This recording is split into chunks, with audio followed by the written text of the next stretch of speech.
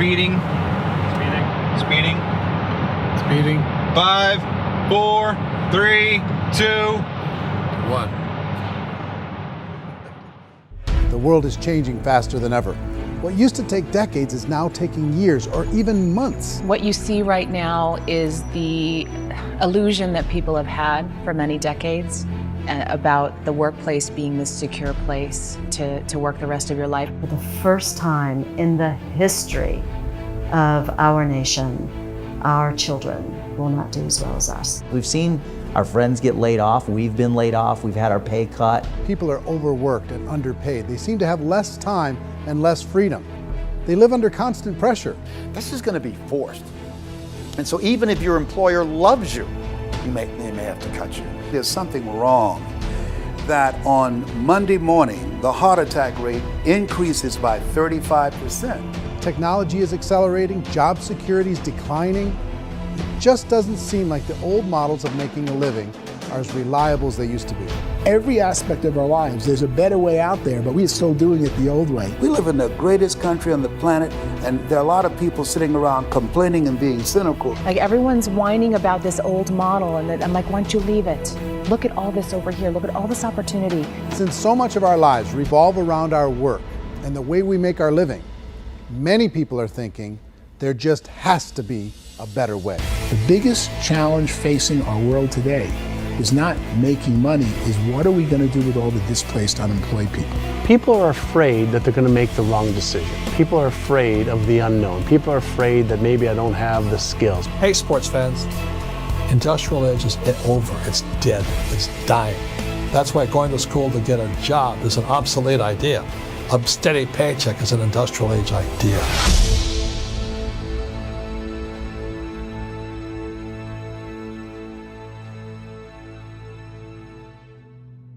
It's the search for answers that has brought us here together today. My name is Eric Worre, and for almost 30 years I've been an entrepreneur, struggling at times, but ultimately succeeding. As a best-selling author, speaker, and business owner, I've spent my entire career helping millions of people around the world to become entrepreneurs. And I believe strongly that there is, in fact, a better way when it comes to how we make a living. The career landscape has changed dramatically, and many are still working in a model that is completely out of date. What worked for previous generations isn't working as well for people today. In this film, we're going to explore 3 important questions. First, what's really going on in our working world today? Second, in this new economy, is it better to become an entrepreneur, or is it safer to work for someone else? And third, if a person decides to become an entrepreneur and start their own business, how can they do it without taking on massive risk? To help in this journey, I've brought together some of the greatest experts and thought leaders in the field of entrepreneurship to share the real facts with you. My intention is to give you new information that will allow you to make choices that are not limited by an old, outdated model. Let's start by understanding what's going on in our working world today.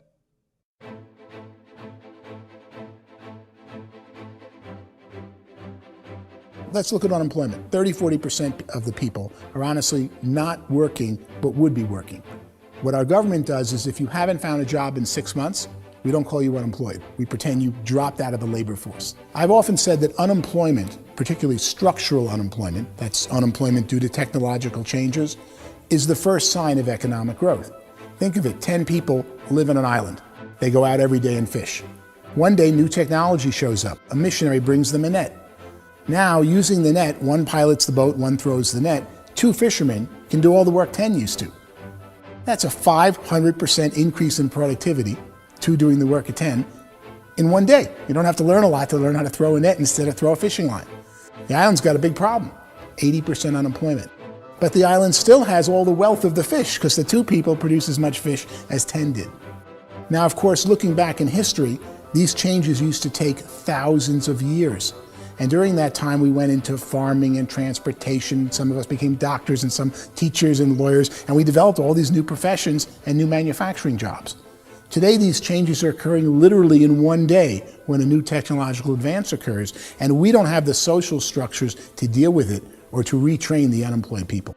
So one of the things that I think is interesting as I travel across the country and really travel around the world is the way that we work and the way we get paid for work is changing pretty dramatically. On a global basis, everything is being turned upside down because of the rapidly advancing technologies.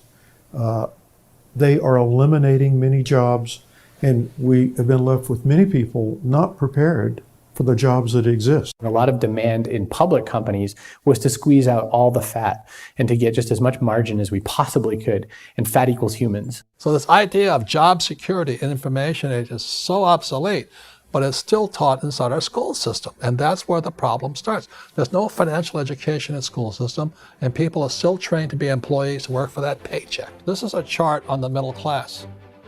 What's happening in the middle class, those that went to school, their incomes have been coming down for years.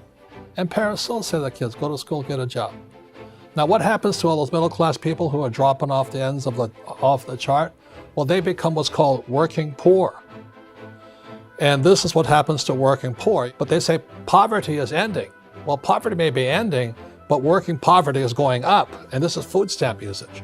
So food stamp usage in America is going through the roof right now, because people cannot earn what they call a living wage. Most people have experienced financial pressures that I think are probably greater than they have been in the past. If you're not working for yourself, then it's going to be a pretty hard road for a lot of people. Today, if you're going to control your future, the 40-40 plan is gone, where you can graduate from college and get a job and work for 40 hours a week for 40 years. That day is gone. So some of these charts actually tell you what's going on. And this is a really interesting one. You know, people are going back to school because if I go back to school, I'll get a nice job.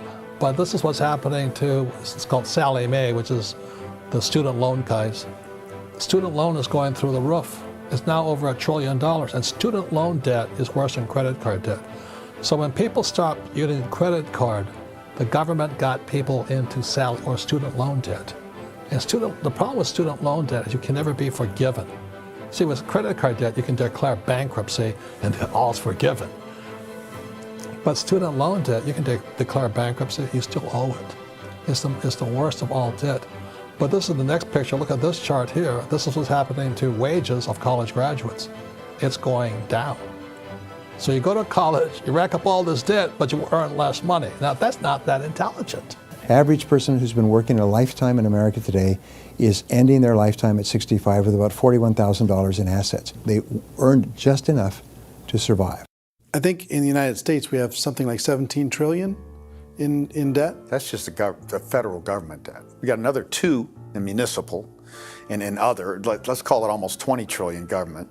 We've got 40 trillion in private debt. That comes up to close to 60 trillion. When you then add something we never had before, what you were talking about, when we look at the unfunded portion of Social Security and primarily Medicare, Medicaid, that, at the most conservative estimates from outside firms, Kleiner Perkins, 67 trillion and growing. That's more than all our other debt. There's less conservative estimates that say it's 84 trillion or higher. I added up conservatively $127 trillion in total debt. Debt is a financial drug.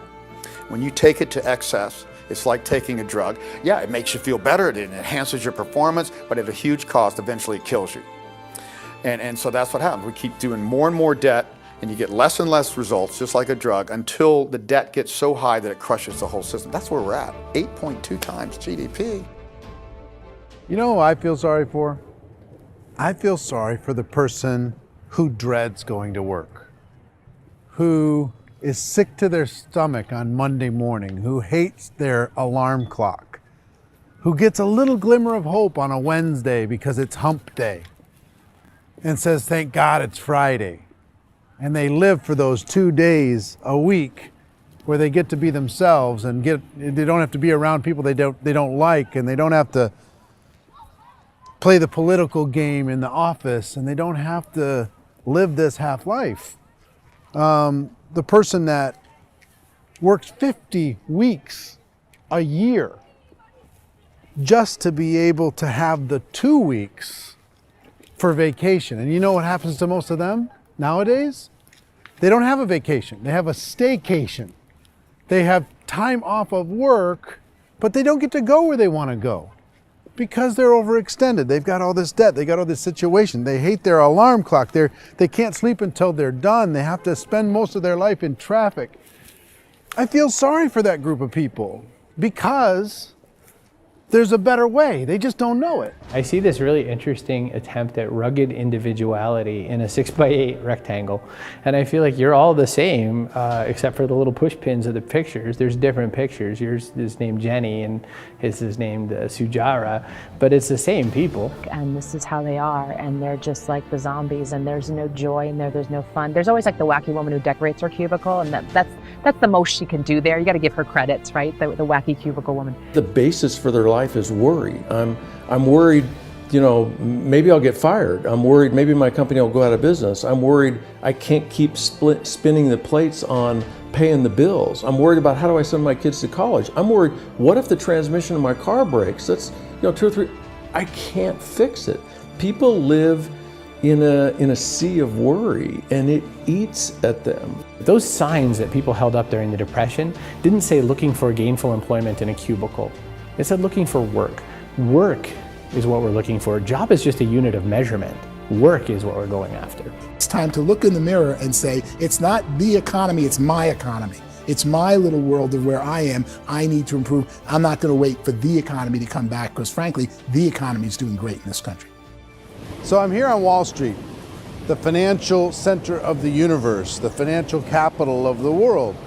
This is where most people's money goes to at least be held for a time, right?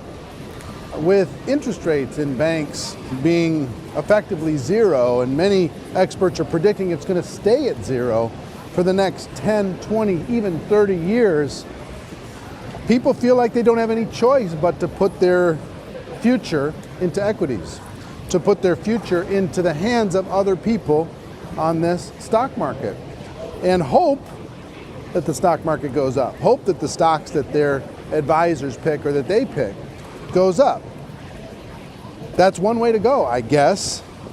It's my personal belief that if you put your future into the hands of yourself, in other words, you have earning power by yourself, I think you're a better investment than these guys. I think controlling your future is a better option than handing over your retirement to these guys. The average household income in the United States is approximately $50,000 a year, what they call the middle class. To reach the top 25% of income earners, you'd need to earn at least $90,000 a year. To reach the top 10% would be a household income of $140,000, the top 5%, $190,000, and to be in the top 1%, you'd need a combined household income of at least $380,000 a year. So here's the question. What do you think would give you the best chance to move up and get to the top 10%, the top 5%, the top 1% or beyond? In my opinion, and in the opinion of many, many experts, the answer is to become an entrepreneur, to become your own boss. I think you have to be a business owner. I can't, the only time I ever say to someone it'd be great to be an employee is when they've already told me they've surrendered. I only tell people who are wounded spiritually that they should be an employee. And it's that feeling that you get when you pick up the backpack off the little Cub Scout and say, "Don't worry, little guy, we'll get you back to the camp." You know, it is in no way a kindness when I tell someone they'd be a great employee. The other status symbol really increasingly is lifestyle. I mean, people can own their own business, maybe even work out of their house. That, I tell you, people admire that, like, gosh, I wish I could do that. The spirit of the entrepreneur is to be a risk taker and to be resourceful and unstoppable and to have a vision of yourself beyond where you are and not willing to settle for life as it is. You think about the great entrepreneurs, they're visionary, they have heart, they're willing to do today what others won't so they can do tomorrow what others can't. Personally, I don't think of the new economy, the old economy. I create my own economy. The entrepreneur's in control. I decide what the economy is going to be like. In the world of entrepreneurship, there are no limits. You can make as much as you want. depending on how much you want to work and how smart you are and how great a team you put together. There's no more lifetime rewarding business than being an entrepreneur. Why in America, where anyone could be anything, would people want to give up their freedom and become effectively a modern-day slave, told shut up and be here every morning at 7:30, leave at 5:30, and do what I tell you? If people decide to become an entrepreneur and work for themselves, they have some traditional options, but they're riskier than you might think. Any kind of a retail business, retail build-outs, is extremely expensive. Even just these small little yogurt stores where they're putting little yogurt machines and you get all the different flavors, you're spending $200,000, $300,000, $400,000 to open a yogurt shop. I would love to buy a Dunkin' Donuts, but it's $500,000 or so to start. I don't quite have that just in case money. Risking lose it all, and most guys do 2 or 3 times, and even big guys like Branson, because I'm such a fan of his, half his companies don't work. If you make $1 million, your problems are going to go. If you make $1 billion, your problems are really going to go. Just the opposite. You and I know when you're making $1 million, you got $1 million responsibilities. You make $1 billion, you got 1,000 times $1 million responsibilities. And most people say, I'd love to be my own boss. 70% of Americans would love to be their own boss, according to recent polls. But they don't know how to get there. Because what are you going to do? One, you could buy an existing business. If somebody's selling an existing business, you have to ask why. Usually because it's probably hard.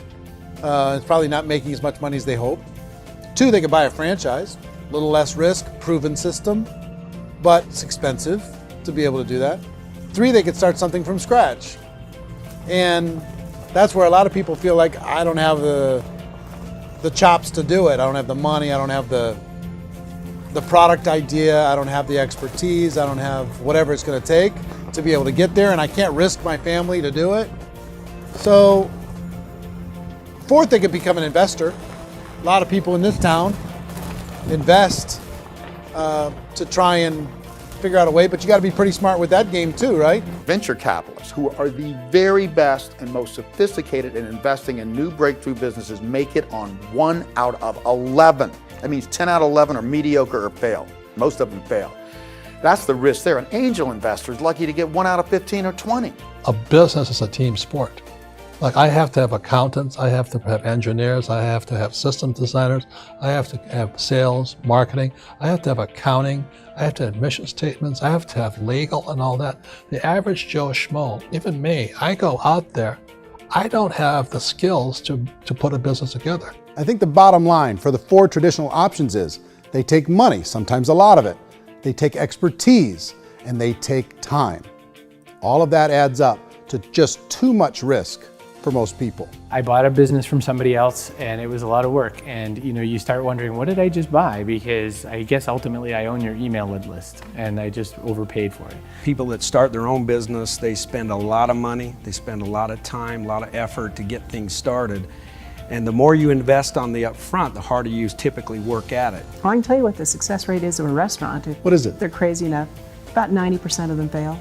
About 90%, in how quickly? Year less. Wow. And if we're talking non-franchise, we're talking franchise, Sure. That's totally different. Yeah. But our students aren't getting franchise restaurants. You got to invest the big money. Exactly. And with someone like McDonald's, you've had to work with the company for a long period of time, really know the To even have a business. chance at investing $1 million. Have a chance, and it's a slim chance. What if there was a way that you had all the proven aspects, the comfort aspects, and you could still control your own life? What if there was both? In other words, you didn't have to create everything from scratch. You didn't have to be a super leader. All you had to do, what if there was a proven product already? You didn't have to create the product. And there's a proven system already, proven training already. Everything except an employer. That was the only thing that you didn't have. Do you think more people would be open to working for themselves in that environment?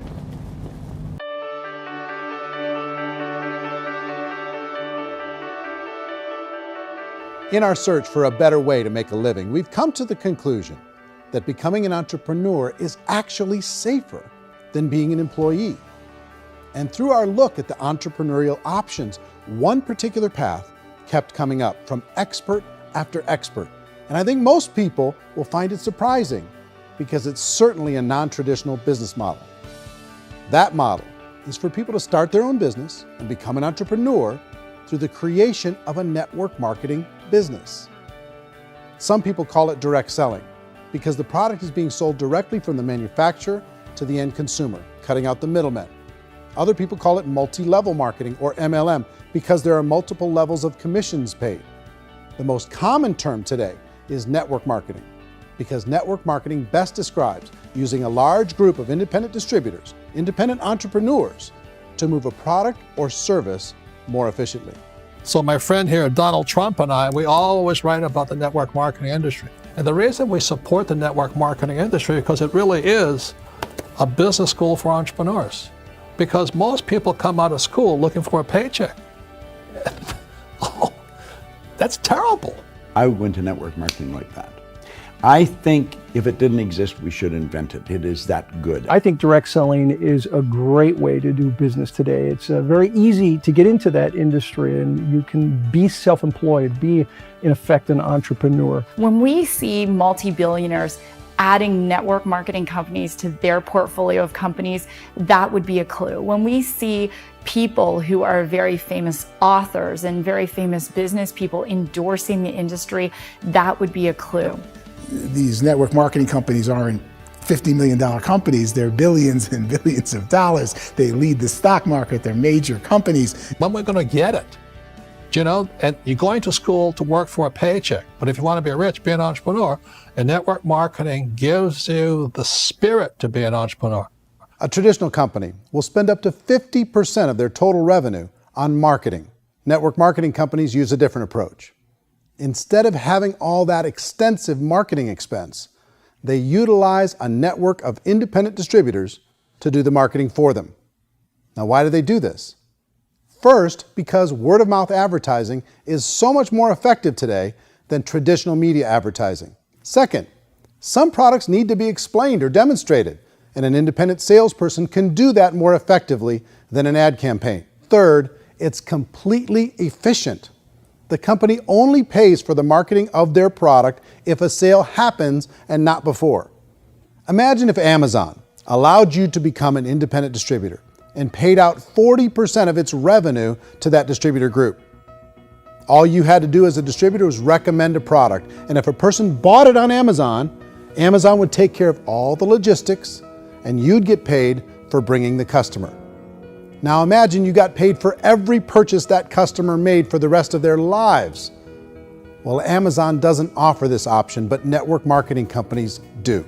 85% of all buying decisions in our society are made as a result of word of mouth or reputation. We're recommending things to each other all the time. You know, who's your dentist? Who's your doctor? Who's your lawyer? What detergent, are you using? What legal system are you using? What product are you using? We're talking to each other about the things that we love anyway. When you go into a big box retailer, you're lucky if the clerk looks you in the eye, much less gives you any detailed or accurate information about what you're purchasing. So of course, this personal information, this education coming from a friend, a neighbor, a relative, or even a stranger, but one who has experience with the product is extraordinarily valuable. As a matter of fact, network marketing can educate consumers probably better than any other form of marketing. It certainly can do better than advertising because advertising usually has a certain hype to it and you can only get limited information. So, network marketing trumps advertising. If you were a typical sales company and you wanted to sell $1 million a month worth of product, you might go find 100 superstar salespeople. The quota would be $10,000 a month. So network marketing as a distribution system just flips the numbers.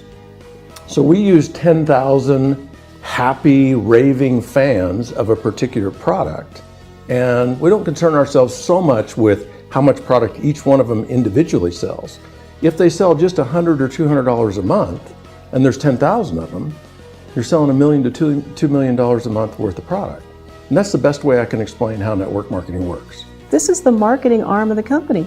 There's not money being wasted on bricks and mortar. There's not money being wasted on inventory that's sitting stagnant somewhere. There's not of employees standing around that don't have customers. These are people that are going to connect with customers. These companies allow people to become independent distributors for extremely low cost and with no minimum time or sales quota. Essentially, they own their own business and can provide as much or as little sales as they choose. In other words, The distributor gets all the benefits of traditional business ownership without the risk. The advantage of network marketing is the ease of entry, the low risk, and the low startup cost, because almost everything else has very high risk. You can get in for a minimal investment. You're buying into a system that's already been proven, products or services that have been proven to work. The keys to network marketing is providing an opportunity for the masses to get involved, providing an opportunity for the average person who doesn't have the resources to start their own business. All of this so far is fairly straightforward, but network marketing offers another benefit, and it's this benefit that makes it so interesting for entrepreneurs. Network marketing allows a distributor to build their own network of other distributors and then compensates them on the sales created by that entire group. Direct selling is, at its base, very simple. It's the sale of a product or service to an individual on a face-to-face, one-on-one basis, just the way we're talking right now. But there's an important element as well, and that's the offering in conjunction with that sale of product, the offering of an opportunity for someone to make something of themselves. No matter what your social status is, no matter what language that you speak, I mean, look how many unbelievable people are becoming successful that speak every kind of language out there. What an awesome gift to give the world. Instead of having to work your way up in a system and prove that you could be a sales manager, they just decided everybody can be a sales manager. Everybody gets to build a sales team from day one. And so what that brought into the system of growth as a direct selling company is the concept of compounding or geometric progression. Because now you can actually grow sales force very quickly because everybody is enrolling people in their own sales force. People who are like, oh, this is weird, I'm building a sales team, or what do you think you do at a regular company? How do you think a regular company works? Network marketing is the only industry that doesn't say your past determines your future. It looks at your past and says, okay, now what can we train you to do so you can have a great future? Every other employer out there wants to exploit you for what you already know, not teach you something new. Network marketing has a potential to save the United States and the world because it's going to teach people not to be employees, but to be entrepreneurs.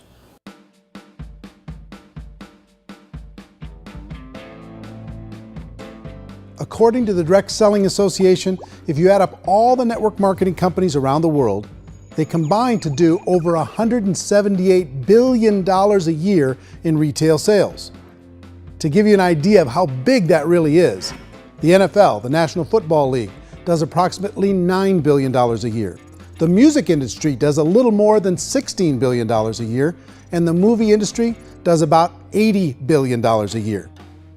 Using a conservative average, network marketing companies pay their distributors about 40% of that $178 billion in the form of commissions, which adds up to more than $71 billion a year. That's almost $6 billion a month. It's almost $200 million in commissions every single day. So it's certainly working, and people are making serious money in network marketing. With the growth of the direct selling industry over the last 10, 15, 20 years, we've seen a broader understanding of the channel.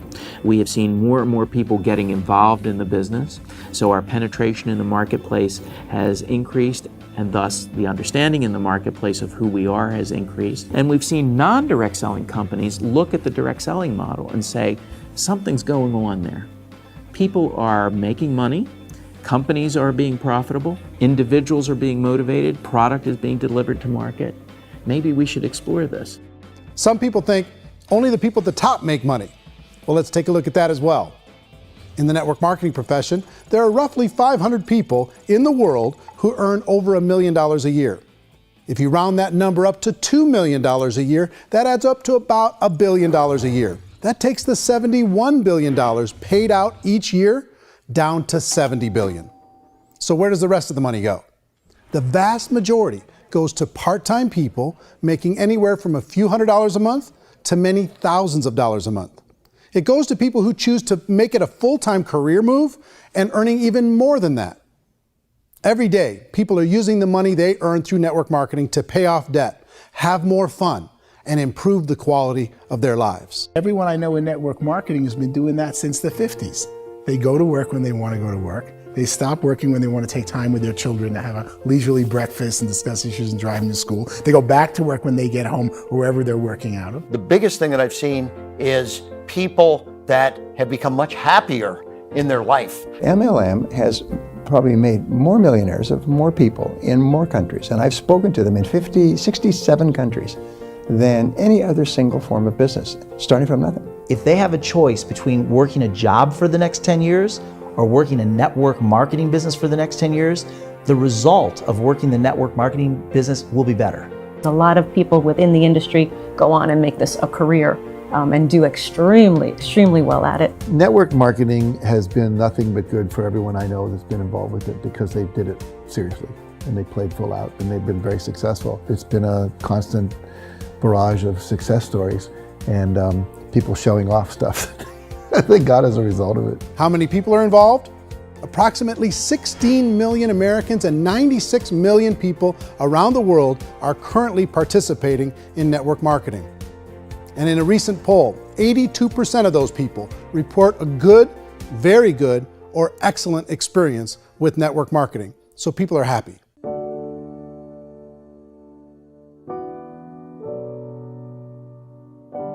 So I've taken a look at the network marketing profession and really tried to understand why so many people are confused as to the validity of this as a business. One is this pyramid shape. People get really messed up with this pyramid. Oh, it's one of those pyramid things. So I just think there are a lot of haters out there who really don't understand the industry and say, oh, it's a get-rich-quick scheme. It's a pyramid. Well, corporate America is a pyramid scheme. You know what I mean? It goes like this. You have thousands of MBAs, let's say working for Ford or General Motors or Coca-Cola. If all these MBAs, they're all trying to get to here, that's a pyramid.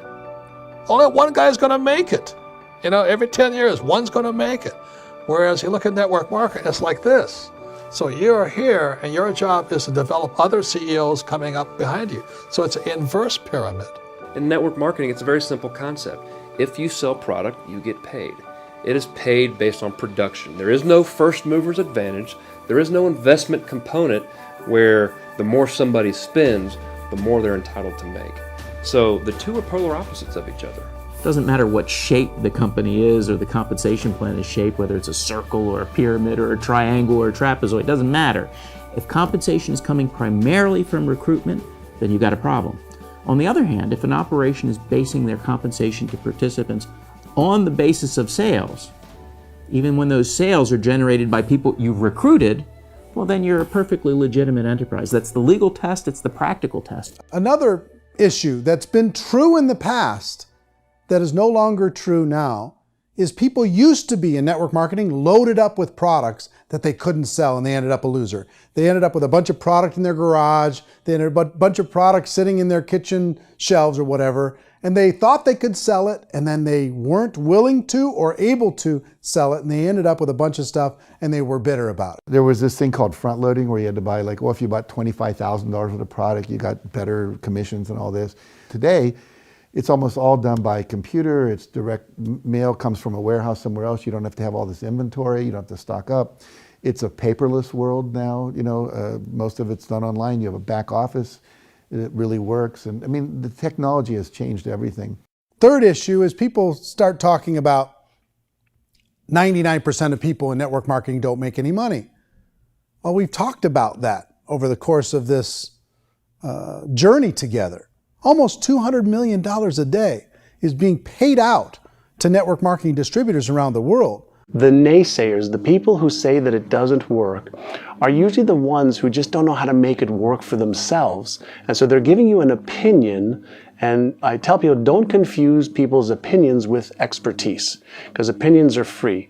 And don't confuse sincerity with the truth, because people can be sincerely wrong. But here's the reality inside of network marketing. The vast majority of people that get involved in network marketing just become customers, and they get involved to be able to purchase product at a lower price. If you take Costco as an example, if a person goes into Costco and gets a membership to Costco so they can get a lower price on the product, we don't call that person a loser because they have a bunch of product that they walked out with with a smile on their face.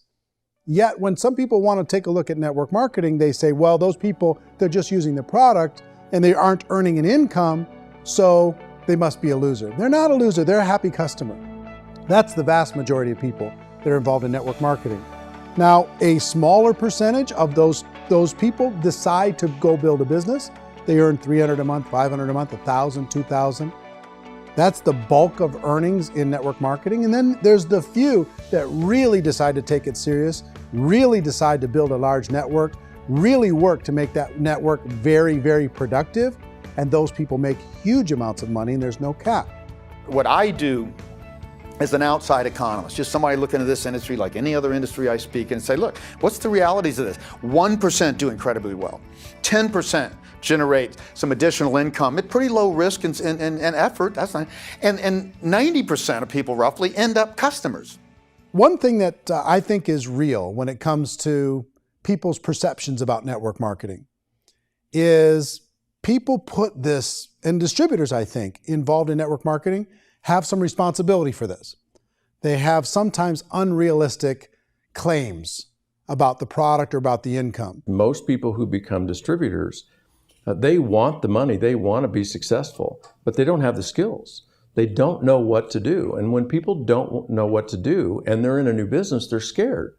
And when they're scared, they panic and desperation kind of sets in. So they think everyone they talk to has to get in.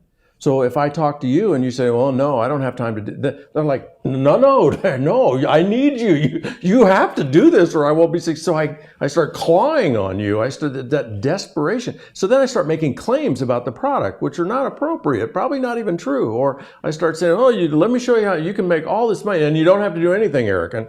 And so you just totally misrepresent the opportunity, and you're clingy with people because you think you need everybody to be successful, and you don't. You know, one of the messages that I try to deliver most forcefully to companies as well as salespeople in direct selling is that you don't have to overpromise. The reality is in network marketing, there's a lot of hard work involved. There's a lot of effort. You're going to have to develop yourself. It's a business like anything else. It's going to take some time, but in my opinion, it's better.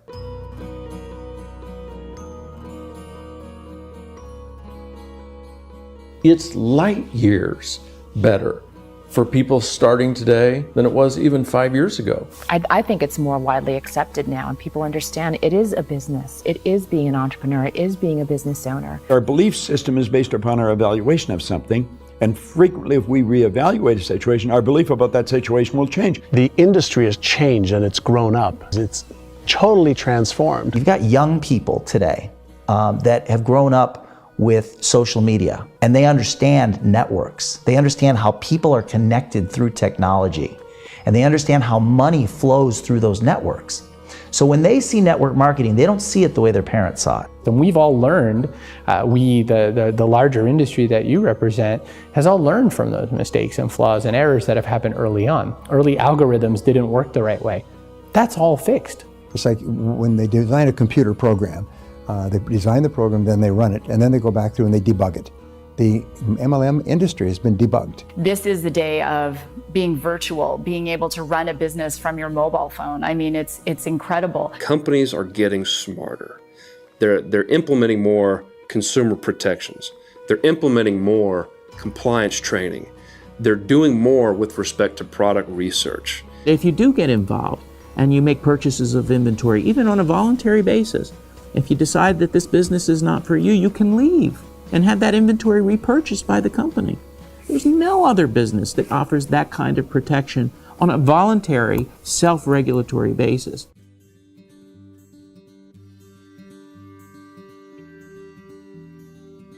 If you decide to look further into a network marketing business in order to generate more cash flow for your family, I would recommend reviewing the following 4 elements. First is the product or service. And on the product or service, I would ask 5 important questions. 1, do you like it? Is it something you would feel comfortable sharing with others? 2, is there a recognized need in the marketplace? It's hard to create a need if one isn't naturally there. 3rd, does the product meet that need? Does it solve a legitimate problem for consumers? And 4th, is it priced to sell? Can it compete in the marketplace? And fifth, is it priced for profit? Is there enough margin for the company and the distributor to be able to generate income for the long term? If you can answer the questions on the product to your satisfaction, the next element to consider is the company itself. Is it well run? Do you believe in the founders or the management team? Do you feel they have what it takes to go all the way? See, it doesn't matter how good the product is if the management can't take care of the company. Good management can change with the times. They can handle adversity. They can make good decisions. Make sure you choose a company that can serve you for a long time. The third element to consider is the compensation plan. And with that, there are three important things to look at. First, a brand new person needs to be able to generate some money fairly quickly. It may be an obvious reason, but you can probably imagine the ripple effect of a distributor getting involved and having even a small victory fast. That can only help with the overall success of the organization. Second, a person should be able to develop a moderate part-time income in a reasonable period of time. As they develop their network and as their sales grow, they should be able to enjoy more benefits. And third, for the people who are really serious, for those who decide to really go pro in the network marketing profession, there should be the possibility to make a serious full-time income if they work hard and are committed to developing their skills. If you're comfortable with the product, the company, and the compensation plan, the last thing you should look at is the support that will be made available to you. Does the company have a website? Does it have a solid online reporting tool? Do they have comprehensive training available? Do they host events to help you build your business? If you decide to do this, what kind of a support system can you plug into? Choosing a network marketing company is a personal decision. But evaluating the four elements of product, company, compensation plan, and support is a great place to start. Is the company promising that you're going to get rich quick or that you can make a lot of money without a lot of effort? That's a red flag. Is there a product that you really believe in that you think can be sold? Or are you being told by salespeople or the person who's trying to recruit you or by the company itself that don't worry about the product, all you have to do is recruit other people into the business? Red flag, warning sign. If you're hearing that, take a second or even a third look. Get to know the customers, the products, the business, have some success, and see where the opportunities might take you to move up in the organization. You want to find out how concerned are they about my education, my training, and my development? Is there a space for me to grow? Most important question. Learn everything that you can about the product. Make sure it's something that you believe in, and learn everything you can about the industry and work that system. You have to be very passionate about whatever that company is doing. I would get involved. You can always test drive anything, you know, the product, the service, the community, and then lean into it a bit. If it feels good, then lean into it a lot. Behind me is the Lincoln Memorial. And this is a place where Martin Luther King Jr. had his famous "I Have a Dream" speech. And at that speech, he talked about his dream for equality for everyone around the world, and that's a noble dream. But I think more people need to remember what it was like when they were kids and the dream was still alive in them. Before it got beaten out of them by reality, by this paycheck, by these responsibilities, and by having to live for this job to pay the bills. I think people need to remember that, go back to that. Once they know that there's a better way, I think their future is going to be much brighter. They can live a better life.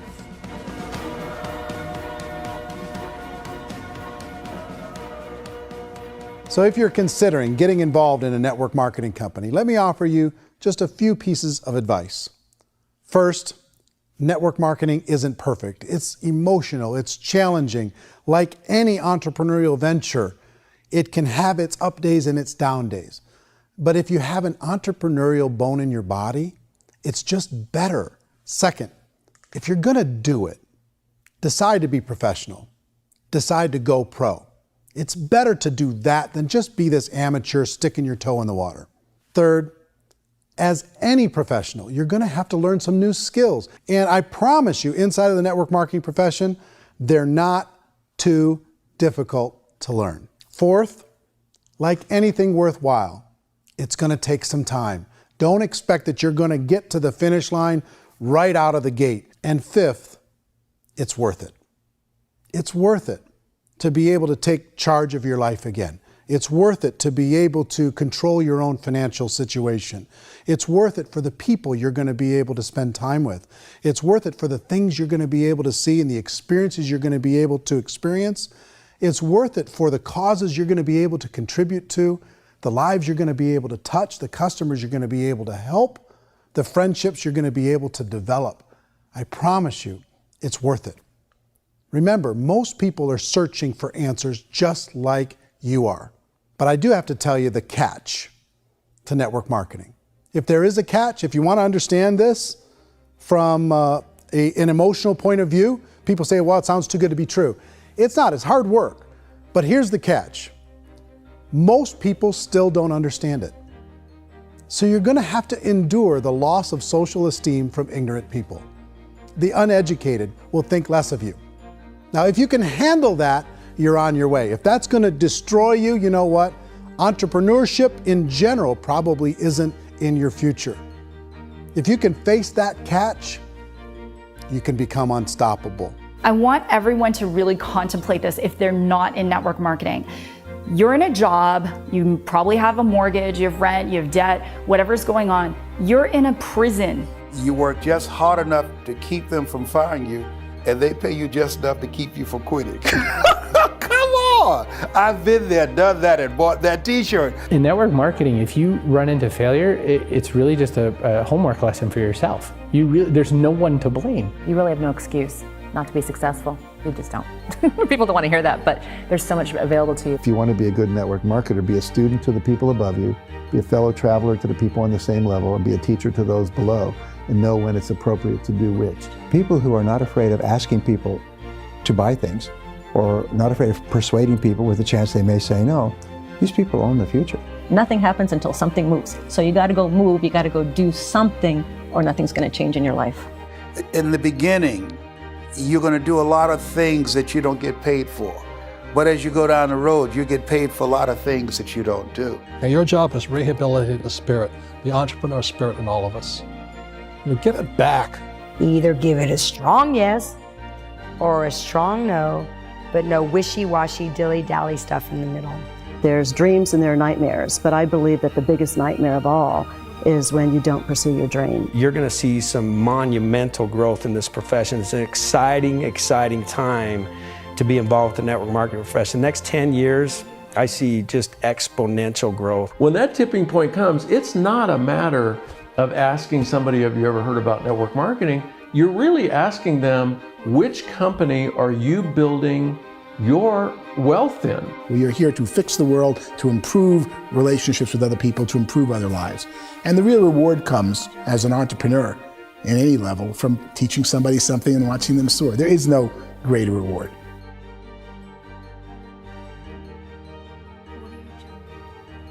Life's too short to spend it living someone else's dream instead of your own. It's too short to spend it living at a fraction of your potential. Can being an entrepreneur be a challenge at times? Sure. But here's what you get in exchange.